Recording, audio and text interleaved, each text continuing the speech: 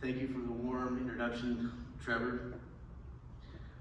I'd like to first thank Evelyn and Trevor for all of your support over the last few years.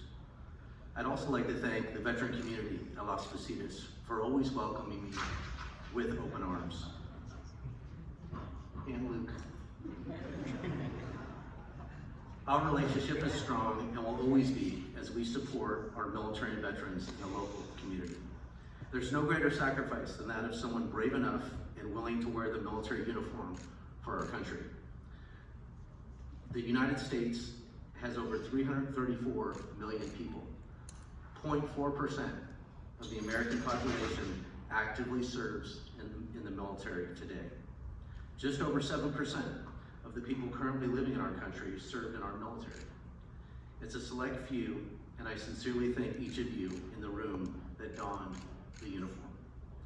It's an honor for me to speak today and share my journey with all of you. My family's military service to the nation started early. For a family I knew personally, it started with my grandmother, Alice Stevenson, who grew up in Pleasantville, New York, and was one of our first Navy Waves, established in 1942. For those who don't know what Navy Waves are, women accepted for voluntary emergency service. Navy Waves were established July 21st, 1942 by the U.S. Congress and signed into law by President Franklin D. Roosevelt on July 30th, 1942. This is one of my grandfathers, Edward Stevenson. He was a Navy gunner's mate who served in Pearl Harbor during the attack on December 7th, 1941. He fought against many Japanese aircraft with an anti-aircraft machine gun during the bombing of Pearl Harbor. This is my other grandfather, Michael Calabria. We were very close and very similar, and where I see a lot of my character traits, especially in being a service provider. He served in World War II as an Army corporal in the supply chain and motor transport field. This is my father, Jim Stevenson. He enlisted at 17 years old in Hollywood, Florida. He served as both an infantry Marine during the Vietnam War and later as a Green Beret. My dad's a hard charger and believes that there is nothing more important than serving your nation in uniform. We, my older brother and I, always knew from our father that serving in some capacity would be our requirement when we graduated from high school. These were the most influential figures in my life that were serving in uniform. This is a picture of my father in the late 60s on the right. This will give you an idea of the physical stature of my dad. Do you recognize the man on the left? A little easier for my generation and some of the older folks in the room to recognize Arnold Schwarzenegger. You'd be surprised. Sometimes I share this picture and the younger people in the audience don't know who I'm showing.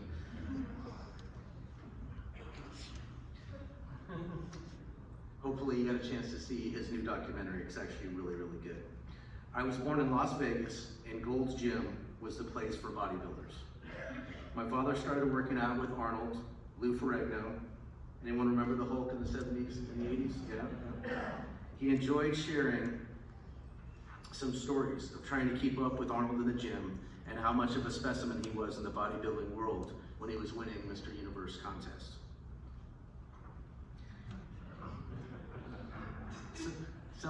Celebrating the Marine Corps birthday was an annual ritual in the Stevenson household, and something my brother Dion and I learned to appreciate. We always paid for it the next day. That's a good-sized stogie in my brother's mouth, and those glasses aren't filled with just Coke. I thought y'all would appreciate the Darth Vader and UCLA pajamas. As if we didn't get enough structure and discipline at home, my father sent us to Double Pups in the mid-80s, which is a 10-day mini Marine Corps boot camp at Camp Pendleton, California for kids 14 through 17 years old. Our early lifestyle was filled with working out every day. We always had a home gym as we moved around in Southern California. Climbing a 30-foot rope in our backyard, triathlons, marathons, competing in many individual and team sports, swimming in Junior Olympics by the age of 10. This was our childhood, primarily focused on high-level competition, being leaders in society, ultimately being trained to serve our nation. I'm sure we have some Army or Navy football fans out there. In the early 80s, as I watched an Army-Navy football game, I asked my dad if these guys are serving in the Army and the Navy. He shared that they were at service academies working on their education and later would serve their country as young officers in the Army and the Navy. I realized the path I wanted to take. It included serving our nation at the Naval Academy, playing football for Navy, and being commissioned a Marine Corps officer. Best of both worlds, this became my goal. This is my older brother, Dion, at boot camp when he enlisted in the Marine Corps in 1987. He had numerous opportunities with swimming in college as well as a drama scholarship. He loved to act, but he felt compelled to serve his nation. He was the youngest Marine at 19 years old in Force Recon, the Marine Corps Elite Special Operation Unit. Dion was one of the most magnetic people I had ever been around. He was fun, always looking to help someone, and very popular with the girls. On August 2nd, 1990, Saddam Hussein invaded Kuwait. Dion was deployed early to the Gulf War in September of 1990. I love this picture as it shows how happy my brother was while losing weight in the desert, the tattered, proud American flag, the coffee in Arabic, and the carved mini pumpkin. He was an artist. I ended up enlisting in the Marine Corps as well. I didn't receive a nomination out of high school to the Naval Academy and followed my brother in special operations in the Marine Corps. On January 29th, 1991, during the Battle of Khafji, the first ground battle of the Gulf War, Dion's vehicle was hit by friendly fire from a Maverick missile launched by an A-10 Warthog, killing 6 Marines and wounding the driver. This is Dion's vehicle. Dion was sitting in the right rear when the missile destroyed the vehicle. Dion's driver, now a close family friend, was the only survivor and was shot out of the vehicle, broke his back, and repeatedly tried to crawl back to the vehicle. His name is Ron Tull, who always calls my mom on January 29th to let her know he's thinking about her. I was operating in the region as well, and had just come back from an operation ashore, back to my ship when my company commander informed me that my brother had been killed.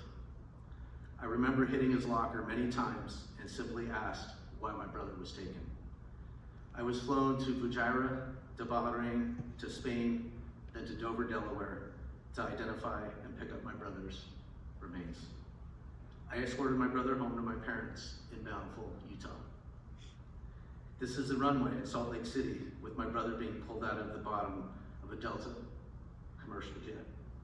My father was a mechanic for Delta and couldn't come to the airport that night as he worked there every day and shared that if he saw his son come out of the aircraft, he would no longer be able to work there. This is our family behind the casket, Marine Corps pallbearers and close friends and family escorting Dion out of the Catholic Cathedral in Salt Lake City after his funeral. You can see my father and mother behind my younger brother and myself holding hands. This was truly one of the most difficult days of my life as I was honored to give my brother's eulogy at his funeral. This is my mother and father after my mom was given the flag by General Gray, the Commandant of the Marine Corps. You can see the incredible pain in my mom's face that you just can't begin to understand unless you are a mother or a father. It's truly crippling. I didn't understand as a sibling until I had my own family. This is a video made by close friends in 1991 that I know you'll